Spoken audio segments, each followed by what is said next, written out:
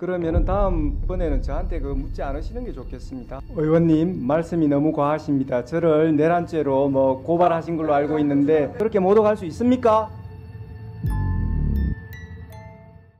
바로 대통령 이 공수처에서 수사 과정 이번에 중앙지법의 판결이 있었지 않습니까? 바로 수사권이 없는 공수처가 무리한 수사 거기에다가 또 경호처에 제대로 된 동의 없이 3,000명이라는 강력 경찰들을 무장 경찰들을 동원해서 마치 최악의 흉악범을 체포하듯이 마치 자범처럼 도주도를 그려가면서 현직 대통령을 조롱하고 모욕하면서 이 수사 행각을 벌였습니다.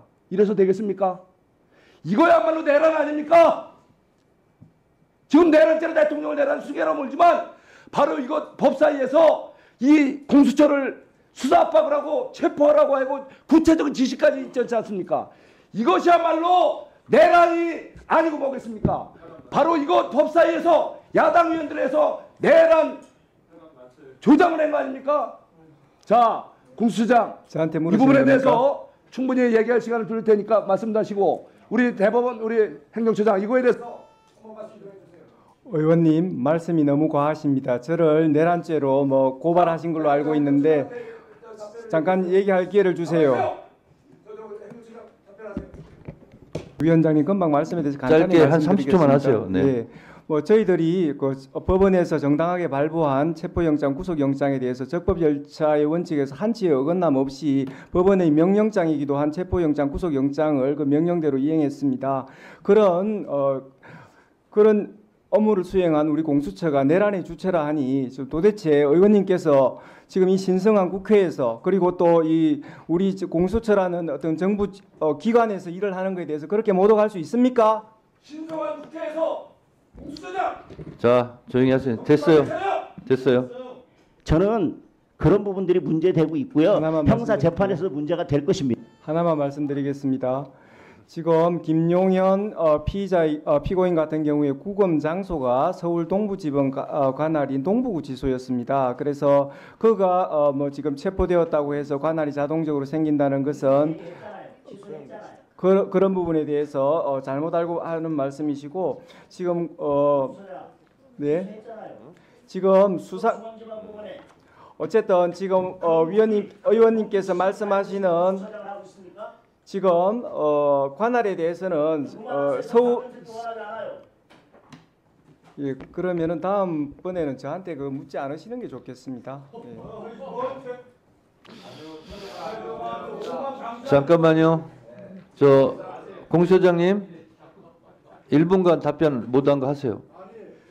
네, 지금 알아서 저희들이 관할이나 수사권에 대해서는 서부지방법원 2025 초기 10결정에 우리 저희들 관련 사건에 대해서 수사권을 가지고 있다는 거하고 서부법원에 저희들이 관할이 있다는 거에 대해서 법원의 판사님께서 명시적으로 결정문에서 이렇게 하셨습니다. 지금 정치 공세 정도는 모르지만 지금 법사위에서 특히 지금 질문하시는 분이 부장판사까지 하셨고 또 법조인이신데 지금 서부법원의 관할을 자꾸 문제 삼는 것 자체가 자, 잠깐만요. 그런 부분에 일단 대해서 들어봅시다. 법원이 명시적으로 그 관할에 대해서 결정을 하셨다는 말씀을 다시 한번 드립니다. 자, 공수처장 보고 이 정도 법치식 가지고 공수처장 하는 건 시국이 아니에요.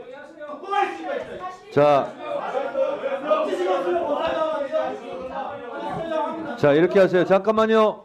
보석이나 구속 집행 정지에 대해서 즉시 항고로 법원 결정을 무력화하는 것이 다 위헌 판단을 받았습니다. 그런데 구속 취소는 더 엄격한 법원의 판단이 있는 것이기 때문에 당연히 위헌성이 높다는 것이 법조계의 의견입니다. 이 결정 이유 한번 보세요. 다 담지는 못했지만 법원이 구속 집행을 계속할 이유가 없다 이런 결정을 내렸는데 검사가 이에 대해서 바로 불복을 하면 법원의 판단이 무력화되는 문제가 있기 때문에 위헌적인 부분이 있다 이렇게 판단을 한 겁니다.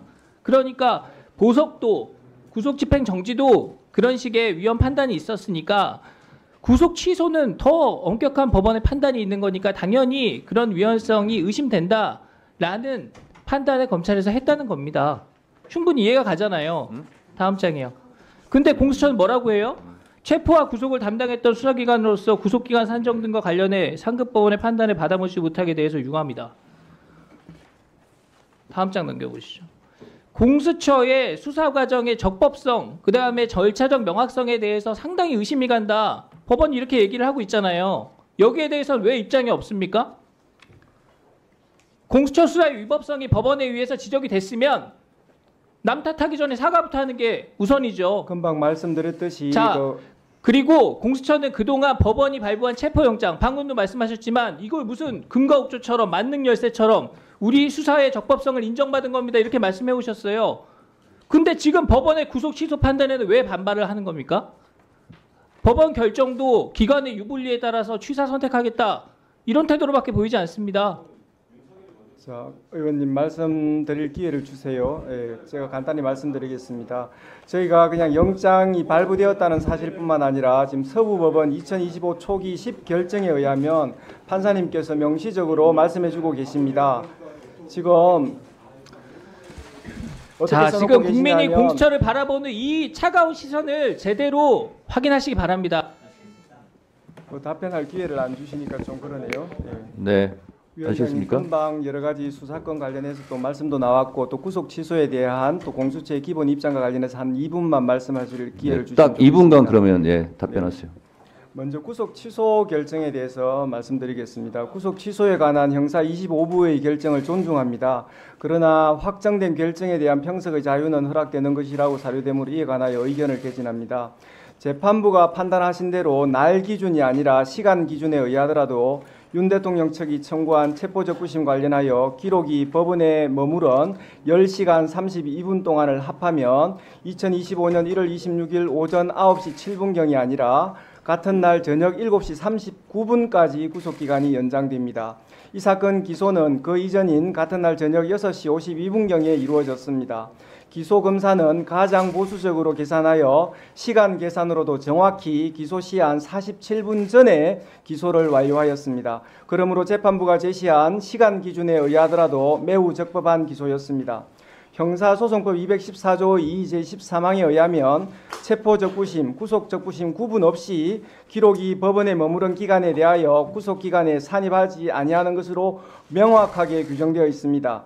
다만 체포적부심 제도가 도입되기 전 시행 법률인 1995년 12월 29일 법률 제50545로 개정되기 전의 형사소송법 214조 2 제9항 그러니까 이 13항으로 옮겨지기 전의 조항을 말합니다. 이 조항에는 당연히 구속의 적부심사 관련해서만 규정되어 있었습니다. 재판부는 형사소송법 214조 2 제13항 후문이 체포적부심에 적용되는지 분명하지 않다고 보아 위 10시간 32분을 전혀 고려하지 않고 구속기간을 넘겨 기소하였다고 판단하였는데 법 왜곡이 아니라 법 해석으로 평가받기 위해서는 현행 형사소송법 214조 2 13항 규정 중 어느 부분이 불분명한지에 대해서 해명되어야 한다는 생각입니다.